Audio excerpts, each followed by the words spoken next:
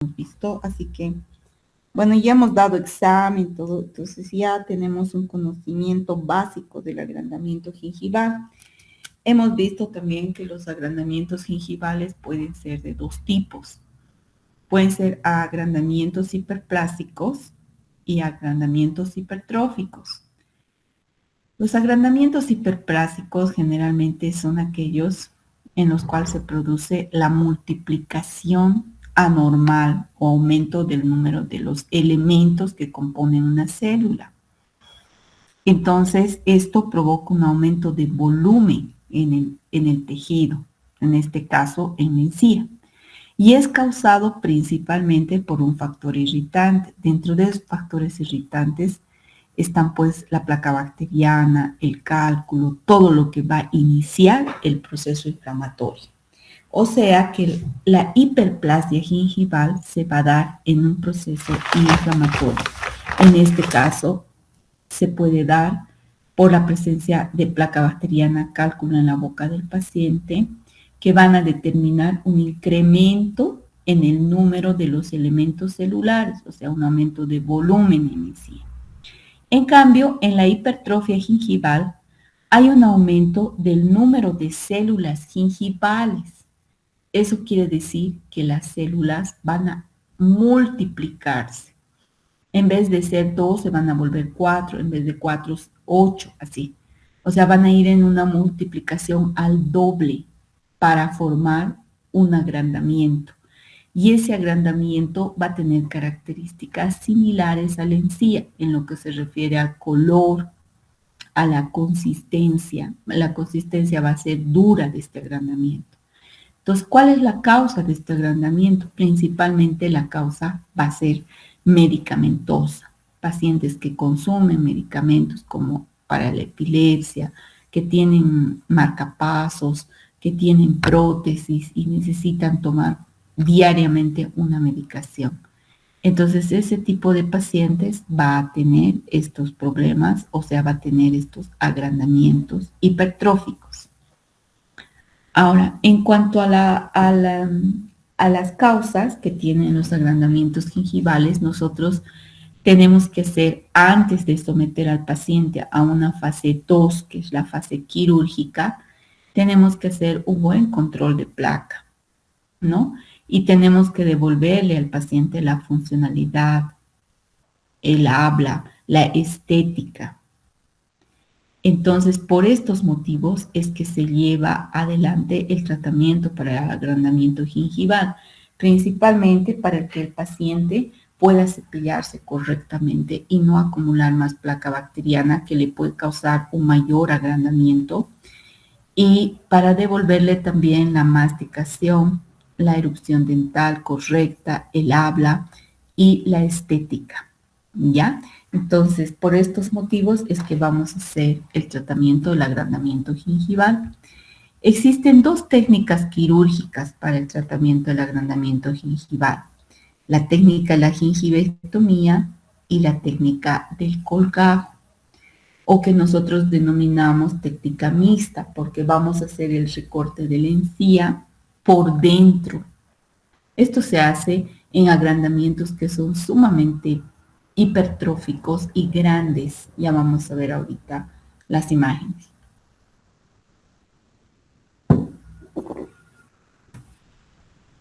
Este es un agrandamiento inflamatorio crónico, como están viendo. El agrandamiento se produce por causa de placa bacteriana en cálculo y produce este tipo de características en la encía. Viene a ser el cambio de coloración, la superficie lobulada, hemorrágica. La encía se torna blanda porque está aumentando el volumen de la encía.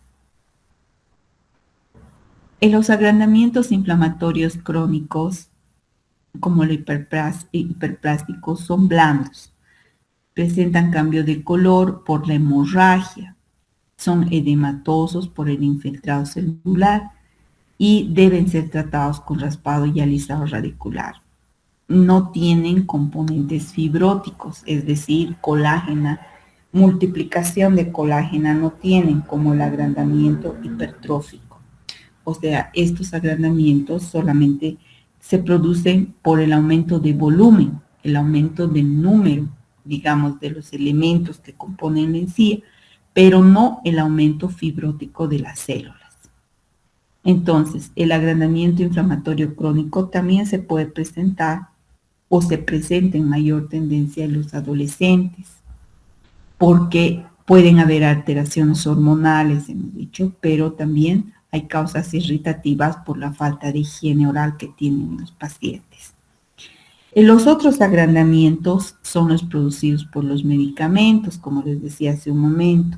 Entre estos están los anticonvulsivantes, como la fenitoína, los bloqueadores de calcio, como la nifedipina, y los inmunosupresores, como la ciclosporina.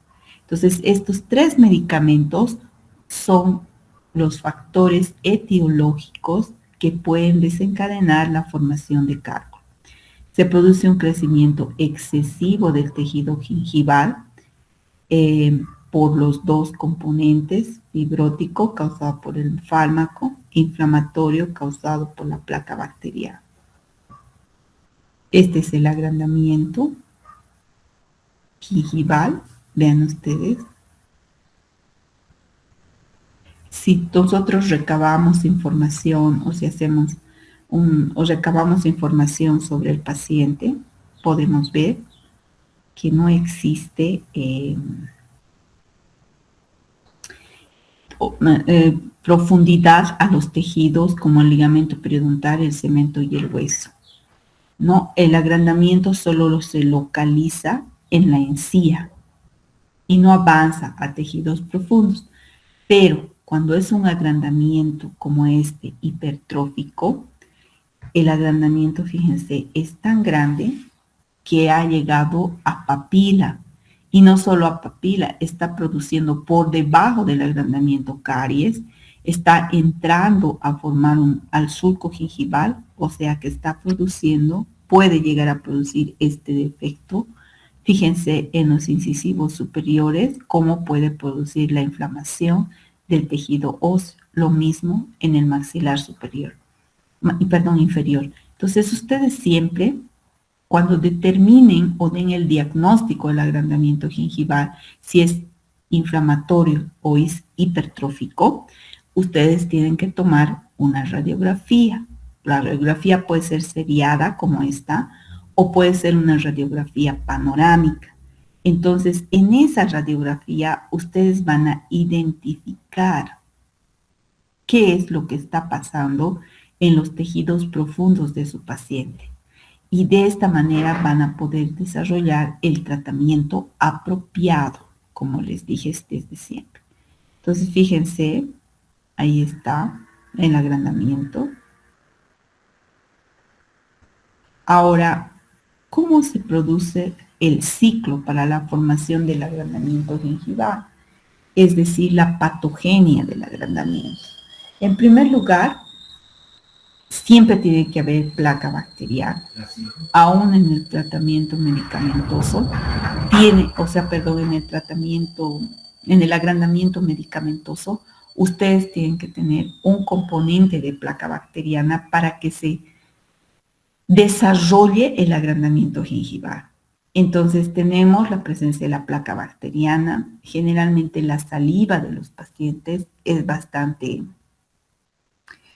abundante por el factor inflamatorio. Acuérdense que la saliva y el suero o el fluido gingival tienen un gran componente antígeno-anticuerpo. Este componente antígeno-anticuerpo es el que hace desarrollar, el que va a producir prácticamente el agrandamiento. Entonces, fíjense ustedes cómo se produce el agrandamiento. Ahí vamos desarrollando el proceso inflamatorio y la patogenia. Este tipo de agrandamiento que están viendo ustedes acá, le va a producir al paciente alteraciones estéticas en primer lugar, alteraciones funcionales porque el paciente no va a poder masticar correctamente, no va a poder hablar correctamente y por último va a tener una alteración en la higiene y esto lo va a conllevar a que se produzca caries dental, acumulación abundante de placa bacteriana y caries dentales. Por lo tanto, necesitamos eliminar ese tejido que está alterado, que está patológico del agrandamiento gingival.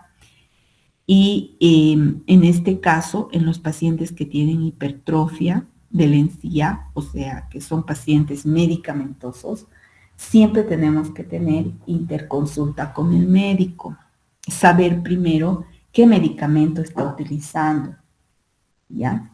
Y tenemos que interconsultar con tu médico para discontinuar el medicamento o disminuir la dosis del medicamento, en caso de que no pueda cambiar de medicamento su paciente. En caso de que pueda cambiar la medicación, tenemos estas otras opciones. Por ejemplo, la fenitoína por la carbamazepina, el ácido valproico, ¿no? Entonces, eso puede estabilizar al paciente que es epiléptico. La nifedipina podemos cambiarla por el Tracem o el verapamilo, y la ciclosporina por el Tracolimus y la citromicina en 3 días. Entonces, nosotros tenemos que ver las opciones, pero no podemos decidir. El que tiene que decidir es el ODO, el médico de cabecera de nuestro paciente. Nosotros solo somos odontólogos, entonces nosotros tenemos que hacer el tratamiento en boca, pero el paciente tiene que tener un médico de cabecera que le haga el tratamiento sistémico y con él tenemos que nosotros hacer interconsulta. La interconsulta generalmente quiere decir, no que ustedes le van a llamar al médico, pues no se han dado casos, ¿no? Pero en la mayoría de los casos, ustedes tienen que hacer una hojita como recetario y pedir, por favor, apoyo, que tienen que realizar un tratamiento y le están pidiendo apoyo o consejo, en este caso, por ese paciente a su médico de cabecera. Entonces, el médico de cabecera se va a encargar de ver la situación,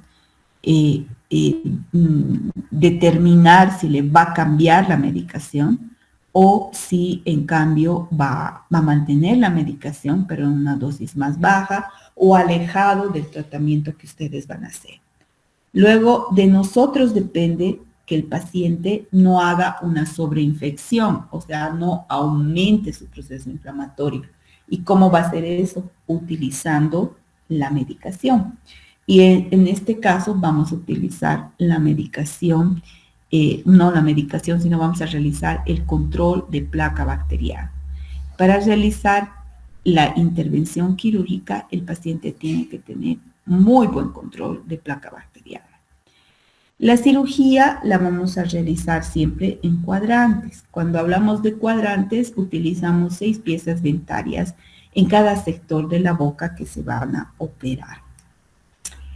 Hay también otros agrandamientos que están relacionados con problemas sistémicos, ¿no? Habíamos hablado del agrandamiento leucémico, donde hay un aumento de hemorragia gingival, hay una alteración del tiempo de coagulación y de las plaquetas. En este caso hay que realizar el raspado alisador radicular y control de placa, administrar antibióticos antes de la cirugía y después de la cirugía. Igual se recomienda interconsulta con el médico. El agrandamiento gingival en el embarazo es lo que más tratamos porque también se presenta. Este agrandamiento generalmente es localizado. En este caso, nosotros tenemos que operar en el primer trimestre, no se puede, ni en el último trimestre.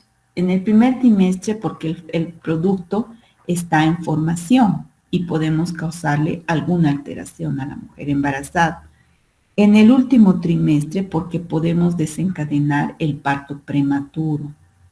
Entonces, mejor es detener o realizar, si hay emergencia, en el segundo trimestre de embarazo, cuando el producto está formado, ¿ya? Y por último, esperar para realizar la cirugía al final del embarazo de la paciente.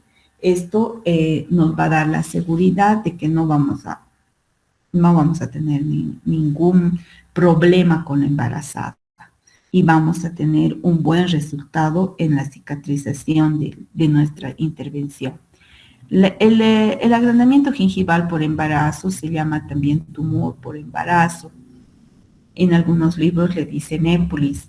Esto es un agrandamiento localizado, ¿no? Se produce en las piezas dentarias, en 2 piezas dentarias.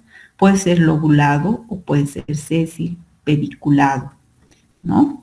Los agrandamientos también que se producen en la pubertad deben ser tratados mediante la técnica de gingivectomía que vamos a ver ahorita. En estos casos, la falta de control de placa es lo que inicia el proceso del agrandamiento.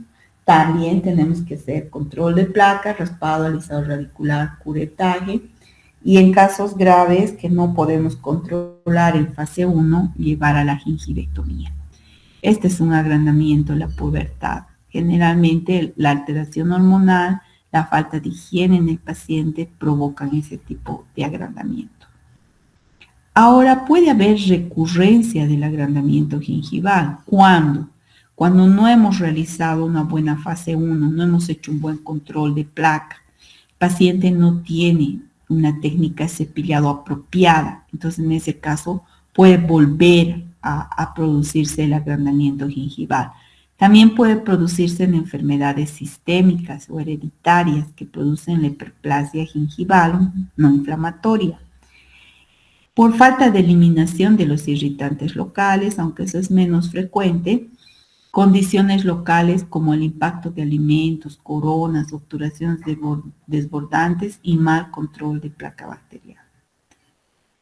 Ahora, en estos pacientes tenemos que realizar la gingivectomía. ¿En qué consiste la técnica de la gingivectomía?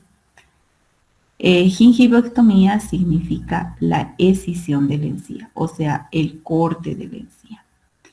Cortar la pared lateral de la bolsa provocada por el agrandamiento gingival, creando un ambiente favorable para la visibilidad de los irritantes locales, placa bacteriana y cálculo, cicatrizaciones gingivales, restauraciones de un contorno gingival fisiológico, ¿no? Entonces, nosotros vamos a hacer el corte o vamos a sacar la encía para esos 3 factores, para tener mayor visibilidad en nuestro campo operatorio, para poder provocar una cicatrización de la zona y para luego hacer nuestra restauración con un contorno fisiológico apropiado. Aquí entraría el grupo de los alargamientos coronarios que ustedes hacen para fija, ¿no? Ahora, ¿en qué casos está indicada la técnica de la gingivectomía? Para eliminar bolsas supraóseas, principalmente. No importa la profundidad de la bolsa, pero tiene que ser supraósea, tiene que ser una bolsa que no esté dentro del surco gingival y cerca de la cresta del proceso alveolar. Entonces, en bolsas, podemos decir, en la mayoría de los casos, en pseudobolsas o bolsas falsas. También se utiliza para el agrandamiento, para agrandamientos gingivales, como hemos visto hace un momento, y para la eliminación de abscesos periodontales supraóseos, porque en la zona donde se ha producido el absceso va a quedar una zona defectuosa, una zona feíta. Entonces, en esos casos, hacemos nosotros el corte de la encía. Generalmente, el agrandamiento es, como ven ustedes en la gráfica, un crecimiento exagerado de la encía. Entonces, en ese crecimiento exagerado de la encía es que nosotros tenemos que hacer nuestro corte. ¿En qué casos está contraindicado?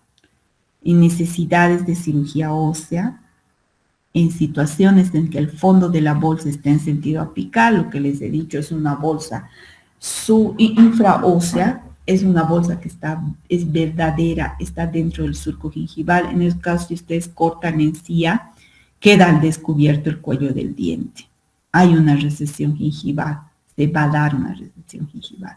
Entonces, no se hace en esos casos. Y en algunos casos, cuando hay recesiones gingivales marcadas en el sector anterior inferior, por estética no se corta la encía porque vamos a provocar mayor recesión gingival en el paciente. Existen diferentes técnicas de gingivectomía. Tenemos 4 técnicas principales. La técnica quirúrgica, que utiliza los bisturíes, esa es la técnica normal, la que vamos a ver ahorita de la gingivectomía.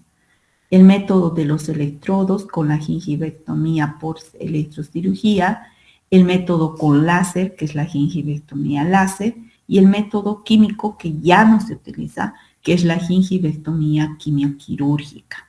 Utilizaban unas sustancias ácidas para quemar la encía. Entonces ya no estamos utilizando en la actualidad, y como ya no utilizan ustedes tampoco el cariostático, ni se utiliza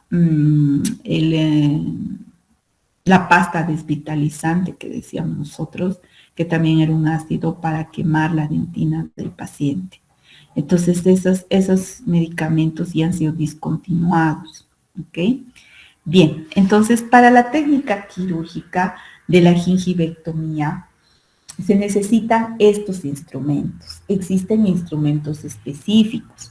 Entre los instrumentos específicos, que claro, ustedes los van a dibujar, así como la mesa clínica que están viendo, van a estar, por ejemplo, los espejitos bucales, las sondas periodontales, la pinza marcadora de bolsas, el 3, que tiene por un lado una uñeta, una pinza, y por el otro lado tiene una regleta que semeja a la sonda periodontal. Luego el porta bisturí o el mango de bisturí y los bisturíes reesterilizables. Entonces, los bisturíes reesterilizables tenemos 2, el de Kirkland, que tiene la forma de un riñón, y el de Orban, que tiene forma lanceolada. Después están las curetas periodontales, que son las curetas de Grace. Pueden utilizar una pinza mosquito o una pinza normal, el separador, la jeringa de Carpule y una tijerita que va a ser una tijerita gingival que tenga la punta curva, porque esa tijerita nos va a servir para cortar el espacio, en el espacio interproximal, la papila dándole forma. Estos son los instrumentos vistos más de cerca, el bisturí de Kirkland, que tiene la forma de un riñón, la tijerita que les he hablado, la pinza marcadora de bolsas. ¿En qué consiste la técnica de la gingivectomía? Desde acá tiene que ir en su algo, ¿ya? La técnica quirúrgica consiste principalmente en poner anestesia. Pero antes de la intervención quirúrgica es la preparación de esto, que es la mesa clínica, preparación del paciente realizando la asepsia y antisepsia intraoral y extraoral, la preparación de la mesa quirúrgica y luego la anestesia. La anestesia tiene que ser infiltrativa. El complemento es papilar. No utilizamos complemento troncular. Solamente utilizamos anestesia infiltrativa, complemento papilar. Luego tenemos que hacer la medición de la bolsa periodontal, en este caso de la pseudobolsa que hemos dicho, ¿no? Entonces, el agrandamiento que está localizado sobre la superficie del diente va a crecer. Por eso ustedes con la anestesia va a ver como la anestesia es un líquido que va a ir a infiltrarse en la zona en que vamos a cortar.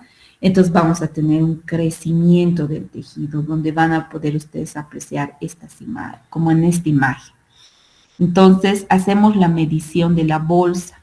Para eso podemos utilizar esta pinza marcadora de bolsas, pero si no la tenemos, podemos utilizar por un lado la sonda y por el otro un instrumento punzante, como un explorador, digamos. Entonces ustedes se van a ir al encuentro, como están viendo en la figura, en la última figura, se van a ir a encontrar con el tejido y van a dejar un punto sangrante. O sea, se encuentran con el otro instrumento, ¿no? Y presionan el tejido en medio. Entonces van a ser puntos sangrantes. Como el sondaje en las caras libres se realiza en 3 puntos sangrantes, ustedes van a tener esto, ¿no? Entonces van a tener 3 puntos sangrantes en cada zona.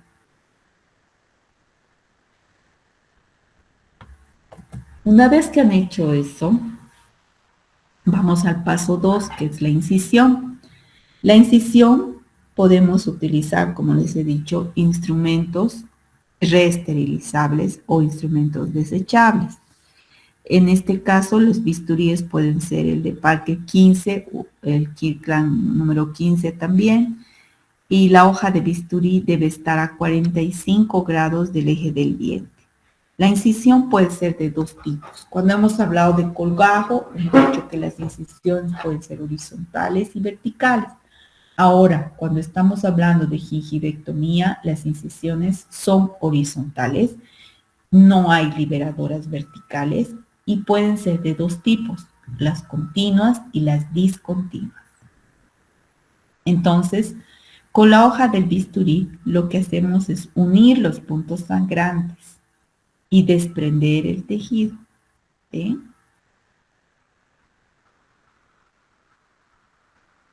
Ahí está. Desprendemos el tejido y queda así. Una vez que hemos desprendido el tejido, vamos a observar que va a haber cálculo, placa bacteriana, otras sustancias, incluso hemos encontrado a veces restos de alimentos incrustados ahí. Entonces, para eso vamos a hacer el curetaje, utilizando las curetas. Utilizando las curetas vamos a desprender prácticamente todo lo que encontramos debajo. Y vamos a luego hacer el paso 5, que es la gingivoplastía. En la gingivoplastía vamos a hacer, acuérdense que es un paso de la gingivectomía y significa remodelado de la encía. Eso quiere decir que nosotros vamos a cortar lo que quede de encía y le vamos a dar forma. Para eso podemos utilizar las tijeras, podemos utilizar alicates, alguna vez utilizamos fresas y le vamos a dar la forma al contorno de la encía. Una vez que hemos hecho la gingivoplastía, vamos a hacer la compresión. Podemos utilizar el algodón y hemos visto ya en la clase pasada que la hemorragia que se puede dar en la zona puede ser porque hemos cortado algún vasito. Entonces, en esa hemorragia ustedes tienen que hacer la compresión de la zona, o sea, compresión utilizando una torunda. Si no cede la hemorragia, hay que quemar un instrumento caliente, se quema la vena o la arteria que está provocando la hemorragia. Luego, si no cede con eso, se puede poner estas gelatinas, que son las gelatinas de gel, para provocar la hemostasia. Pero nosotros tenemos, como acá no se realiza la cirugía, la sutura, tenemos nosotros el apósito periodontal. El apósito periodontal se coloca así, es como una venda. El apósito periodontal está formado por elementos que van a provocar, cohibir la hemorragia, van a evitar el proceso inflamatorio, que son los antiinflamatorios, y van a también mantener el coágulo en la zona para que pueda darse efecto el proceso de cicatrización. Entonces, después de la intervención quirúrgica, se va a dar el proceso de cicatrización. El proceso de cicatrización comienza con la formación del coágulo. Cuando nosotros hacemos una gingivectomía, cortamos 3 capas de la encía. Acuérdense que la encía tiene 4 capas. La capa germinativa, la capa espinosa, la capa granulosa y la capa córnea. Entonces, con la técnica de la gingivectomía, nosotros cortamos la capa espinosa, la capa granulosa y la capa córnea. Pero no podemos cortar la capa germinativa porque a partir de las células germinativas es que va a remodelarse la encía, que va a formarse nuevamente la encía. Entonces, en esa zona que hemos cortado tiene que formarse un coágulo. Este coágulo va a ser reemplazado por tejido de granulación. Entonces, se va a dar una leve inflamación. A las 24 horas va a haber un aumento de las células de tejido conectivo, en especial vasos sanguíneos. A las 48 horas ya va a haber células epiteliales nuevas y al tercer día va a haber abundantes fibroblastos. ¿Ya? El día 5 y el día 14 se va a completar la epitelización de la superficie de la encía y el día 7 o a las 7 semanas, perdón, recién se va a formar la nueva encía consolidada. Es por eso que nosotros aproximadamente hacemos el monitoreo o el control de nuestro paciente esos 3 meses para recién darle de alta al paciente, para evitar una recidiva. Entonces aquí está la cicatrización después de los 2 meses y a los 2 años del paciente, ¿no? Entonces, el proceso de cicatrización de la gingivectomía tiene que ser respetado, así como les digo que tienen que respetar ustedes tiempos después del curetaje.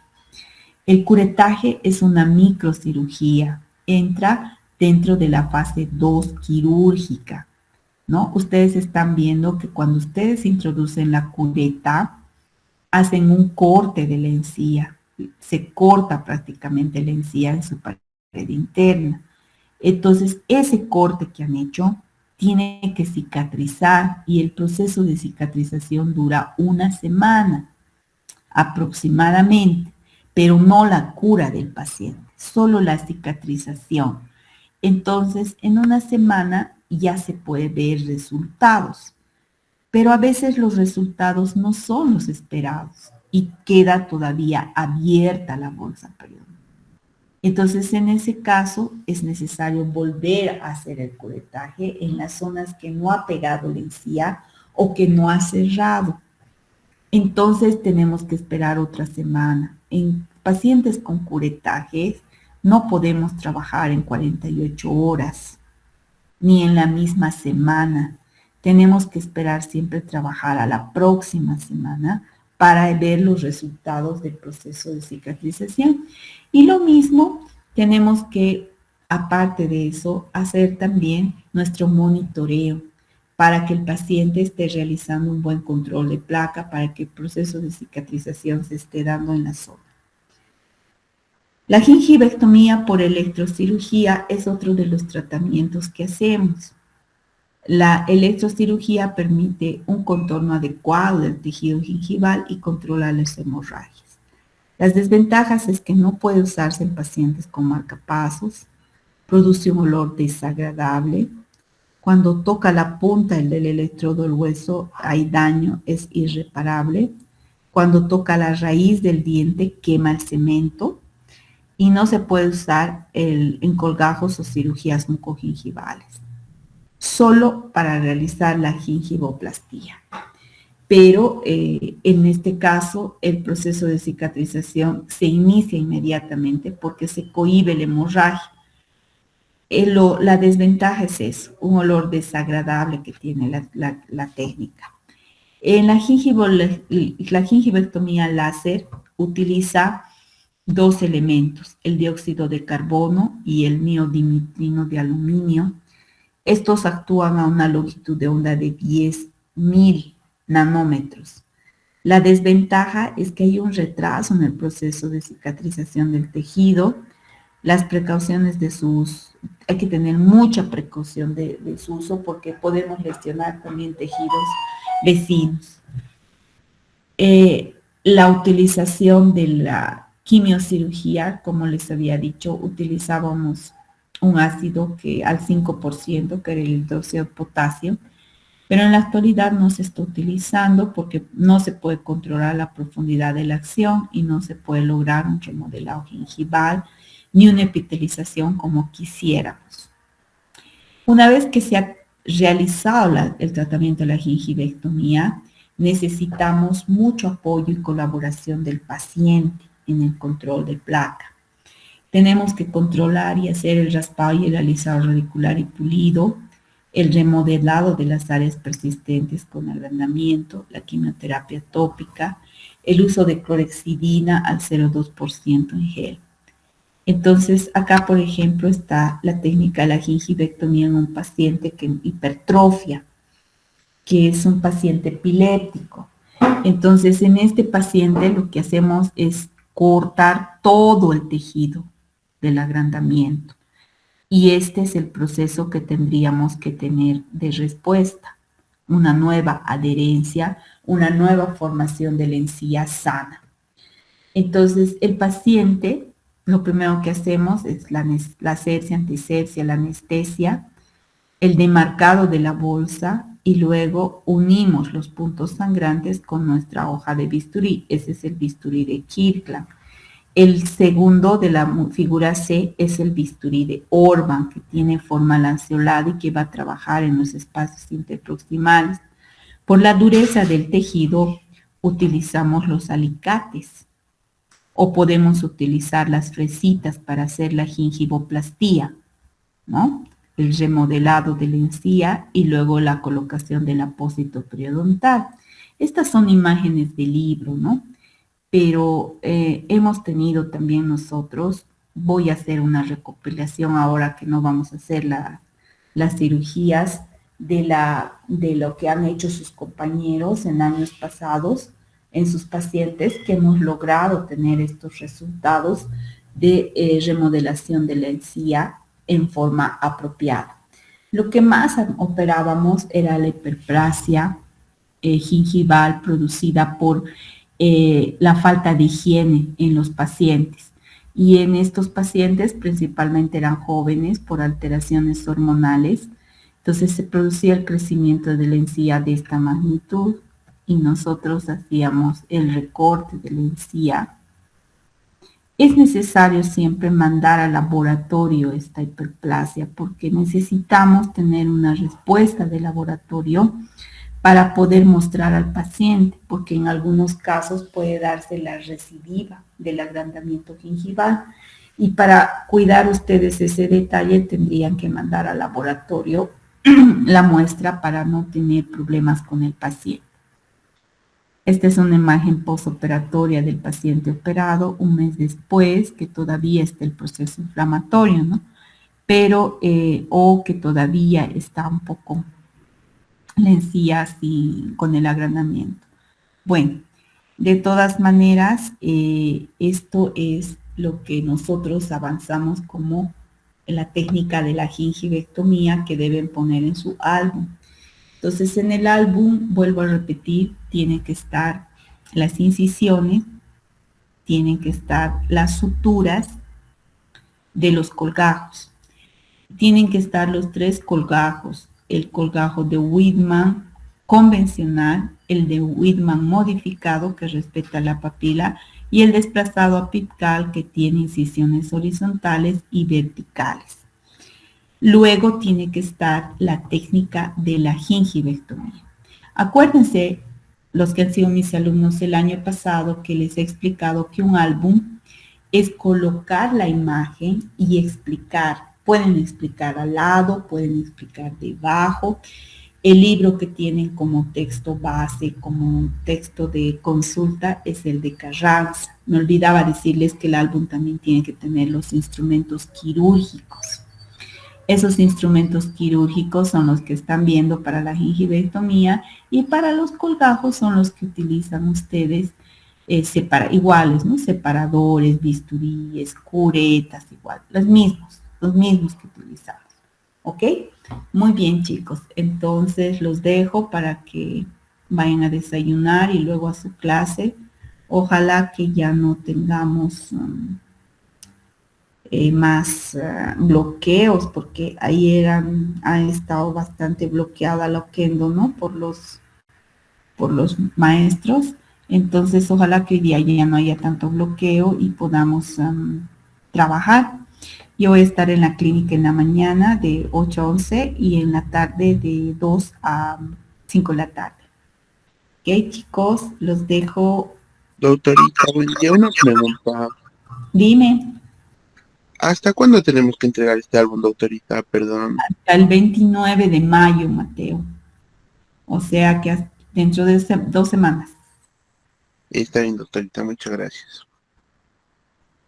Listo, chicos, nos vemos. Chao, chao.